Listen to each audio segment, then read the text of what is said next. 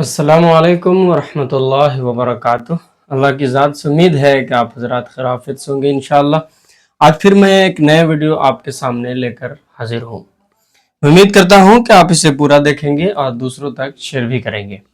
آگے بڑھنے سے پہلے آپ سے ایک گزارش ہے کہ آپ ویڈیو پورا دیکھتے ہیں لیکن آپ جو ہے وہ لائک کرنے میں کنجوسی کرتے ہیں، اس لیے آپ سے گزارش ہے کہ آپ لائک ضرور کریں۔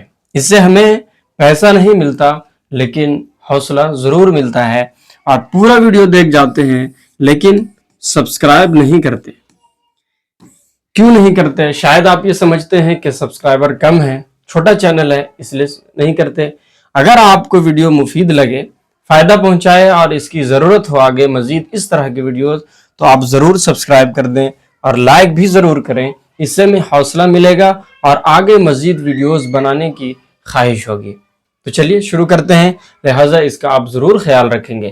اس لیے میں بار بار ویڈیو میں کہتا ہوں کہ سبسکرائب کریں، لائک کریں، ورنہ پھر آپ کہیں گے کہ جب ویڈیو یہ بناتے ہیں تب کہتے ہیں لائک کریں، سبسکرائب کریں۔ اصل وجہ یہی ہے کہ ہمیں موٹیویشن ملتی ہے اور اس سے پتہ یہ چلتا ہے کہ اس ویڈیو کی ایسے ویڈیوز کی ضرورت ہے، ایسے اسباق کی ضرورت ہے، تو آپ اس کا ضرور خیال رکھیں گے۔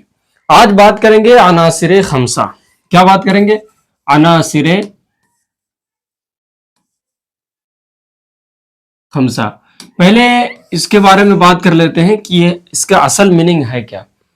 اور ایک چیز یہ کہ آج میں مائک چینج کیا ہوں، وائرلیس مائک لگایا ہوں۔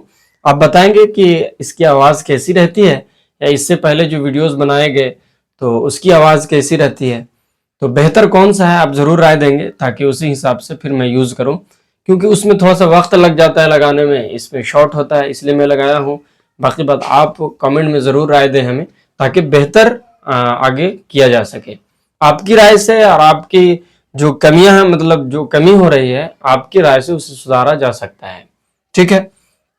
اور کچھ بولنے میں یا کچھ ایسا مسٹیک ہو جاتا ہے تو آپ ضرور محبت کے انداز میں ضرور رائے دے سکتے ہیں، لیکن ایسا نہیں کہ پھر نیگیٹو وے میں ہو، ایسا نہ ہو۔ بس یہ خیال رکھیں کہ سدھارنے کی نیت سے، اچھے کرنے کی نیت سے، چینل کو آگے بڑھانے کی نیت سے آپ مجھے رائے دیں تو میں ضرور اسے لوں گا انشاءاللہ تعالی، ٹھیک ہے۔ تو یہ بات کرتے ہیں عناصر خمسہ۔ یہ عناصر کیا ہے؟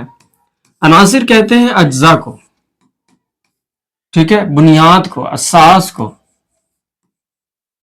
اور خمسہ کسے کہتے ہیں؟ پانچ کو، ٹھیک ہے۔ یہ ہے، تو کیا ہوا؟ یہ پانچ بنیاد۔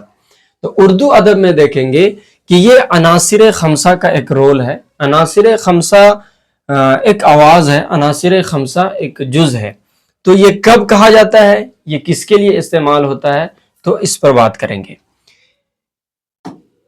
ایک مشہور نقاد ہیں، مضمون نگار بھی ہیں، مہدی افادی میں، یعنی ان کی بزبانی اور ان کے ذریعے جو ہے پہلا استعمال کیا گیا عناصر خمسہ۔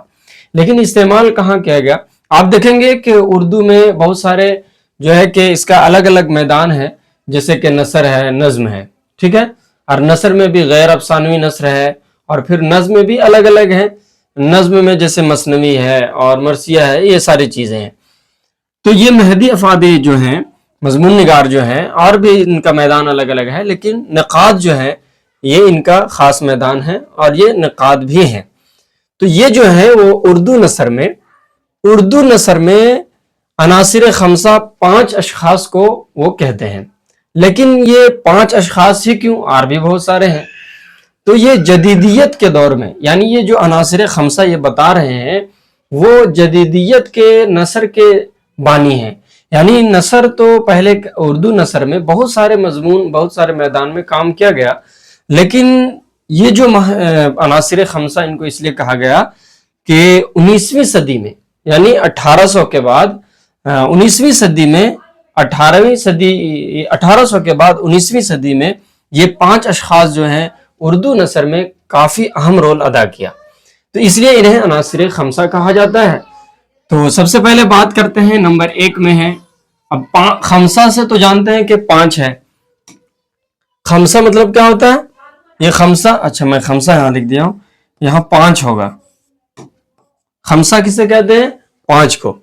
تو یہی کہا جا رہا ہے یہاں کہ مہدی افادی کے نظر میں 5 اشخاص ایسے ہیں جو کیا ہے عناصر ہیں اردو نثر کے جدیدیت کے دور کے، جدید کے لحاظ سے۔ پہلے تو بہت سارے نثر نگار ہوئے، لیکن یہ جدیدیت کے دور میں اردو نثر کو بڑھانے میں اور اس کو عروج تک پہنچانے میں اور جدیدیت لانے میں اور بھی مختلف مضامین اس میں داخل کرنے میں، کیونکہ پہلے اردو نثر جو تھا اس میں ادب برائے ادب تھا، یعنی ادب کو بس ادب کے لیے استعمال ہوتا تھا، لیکن بعد میں اردو نثر کو اس میں زندگی کے مختلف اقسام کو، زندگی کے مختلف پہلوؤں کو اس میں داخل کیا گیا۔ تو ان میں 5 نام جو ہے وہ خاص ہیں۔ نمبر 1 سر سید احمد صاحب ہیں، نمبر 1 سر سید احمد، دوسرا جو ہے وہ ڈپٹی نذیر احمد، ڈپٹی نذیر احمد صاحب ہیں، دوسرے جو ہیں مولانا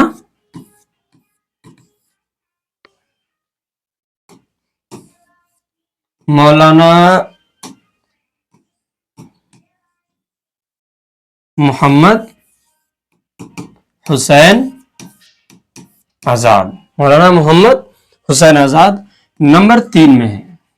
اچھا یہ 4 ہوا نا، نمبر 3 نمبر 4 نمبر 4 میں ہے الطاف حسین حالی، میں شارٹ میں لکھ دے رہا ہوں الطاف حسین حالی، اور 5 میں یہ نمبر آگے پیچھے ہو سکتے ہیں، بس میں 5 کا ذکر کر رہا ہوں یہاں، ہے نا۔ نمبر 5 میں ہے شبلی نعمانی، شبلی نعمانی صاحب۔ یہ ہے عناصر خمسہ، اردو نثر کے عناصر خمسہ۔ اور اردو شاعری میں عناصر اربعہ بھی ہیں، تو ان کا میں اگلے ویڈیو میں ذکر کروں گا کہ وہ عناصر اربعہ کون ہیں، یعنی 5 بنیاد جو ہیں اردو نثر میں جدیدیت کے دور میں، کیونکہ پہلے بھی اردو نظم میں بہت سارے شعراء ہیں، لیکن جب جدیدیت کا دور آیا اس میں مختلف اقسام داخل کیے گئے، مختلف پہلوؤں کو اس میں ڈالا گیا، تو یہ اس کی بنیاد پر عناصر کا لفظ دیا گیا اور اس میں ان لوگوں کو شامل کیا گیا۔ یہ دیکھیں سر سید احمد خان ہیں، ان کو آپ جانتے ہیں کہ یہ علی گڑھ مسلم یونیورسٹی کے بانی ہیں، انہوں نے سب سے پہلے مدرسۃ العلوم کے نام سے قائم کیا تھا 1875 میں، پھر وہی جا کے ڈیولپ کر کے اور پھر نام بدل کر اسے 1878 میں کیا ہے کہ محمڈن اینگلو اورینٹل کالج نام اس کا کیا گیا، پھر 1920 میں وہی مسلم علی گڑھ یونیورسٹی بنا۔ ان کی جو ہے کہ قربانی اور ان کے مدد سے اور ان کے قربانیوں سے جو ہے کہ آپ دیکھیں گے انشائیہ کا جھلک ان کے مضمون میں ملتا ہے، یہ مضمون نگار ہیں خاص کر کے۔ اور یہ جو ڈپٹی نذیر احمد ہیں اور پھر یہ مولانا محمد حسین آزاد ہیں، یہ ان کا رسالہ آپ دیکھیں گے، ان کا جو ہے کہ اور بھی مضمون نگارے میں جو ہے ان کا میدان ہے اور ان کا جو ہے کہ اس میں قربانی ہے، مدد ہے۔ ان کے ذریعے سے اردو نثر کو جدیدیت کو داخل کیا گیا، زندگی کے مختلف پہلوؤں کو اردو نثر میں داخل کیا گیا ان کے ذریعے۔ پھر حالی ہیں، انہوں نے سوانح لکھ کر اردو نثر کو جو ہے کہ ارتقاء کے دور تک اور اس کو بنانے میں سنوارنے میں انہوں نے اپنا رول ادا کیا۔ پھر شبلی نعمانی صاحب ہیں، انہوں نے تواریخ کو لکھ کر جو ہے کہ اردو نثر کو جدید اردو نثر کو جو ہے پائے تکمیل پہنچایا اور آگے کے لوگوں کے لیے بھی راستہ ہموار کیا، اور ارتقاء کے دور میں اور پھر کیا کہیں کہ بس یہ کہیں کہ اس کو پھلنے پھولنے میں اور سنوارنے میں جدیدیت کے دور میں جو جدید اردو نثر تھا اس میں انہوں نے اپنا اہم رول ادا کیا، تو اسی لیے انہیں مہدی افادی کی نظر میں عناصر خمسہ کہا جاتا ہے اور اسے مانا بھی جاتا ہے۔ تو میں امید کرتا ہوں کہ آپ کو یہ ویڈیو سمجھ میں آیا ہوگا انشاءاللہ تعالی۔ پھر ملیں گے نیکسٹ ویڈیو کے ساتھ عناصر اربعہ کے ساتھ اور پھر دیگر مضامین کے ساتھ، اور ایک ویڈیو بنانے والا ہوں میں، اور خاص کر جو اردو گرامر ہے میں اس کو پڑھاؤں گا انشاءاللہ اس چینل پر، اور مختلف پہلوؤں سے اور توڑ کر اسے بتایا جائے گا، اور عربی سے جو ریلیٹڈ ہوتا ہے نا میں عربی بھی آپ کو بتاؤں گا کہ یہ عربی سے کیسے تعلق رکھتی ہے، کیونکہ جب آپ اس کو سمجھیں گے نا کہ عربی سے کیسے آیا، اس کی بنیاد کیسے پڑھی، تو جب آپ یہ سمجھ لیں گے تو اردو کا گرامر آپ کو پھر آسان لگے گا۔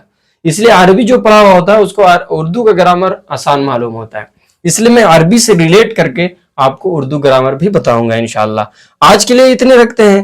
میں امید کرتا ہوں کہ آپ کو یہ بات سمجھ میں آتی ہوگی، کچھ کمی محسوس ہو یا آپ کے نظر میں کچھ مشورہ ہو تو آپ ضرور دیا کریں، کیونکہ یہ ابتدائی عشق ہے، انتہائی عشق باقی ہے۔ ٹھیک ہے، میں اکیلا ہی چلا تھا جانب منزل، مگر لوگ آتے گئے، کارواں بنتا گیا۔ ابھی تو شروعات ہے، آپ لوگوں کے ساتھ سے یہ کارواں آگے بڑھے گا اور ایک لشکر بنے گی، پھر مختلف لوگ آئیں گے اور سیکھیں گے۔ ثواب کی نیت سے آپ اسے شیئر بھی کریں، دوسروں تک پہنچائیں۔ پھر ملیں گے نیکسٹ ویڈیو میں انشاءاللہ۔ السلام علیکم ورحمۃ اللہ وبرکاتہ۔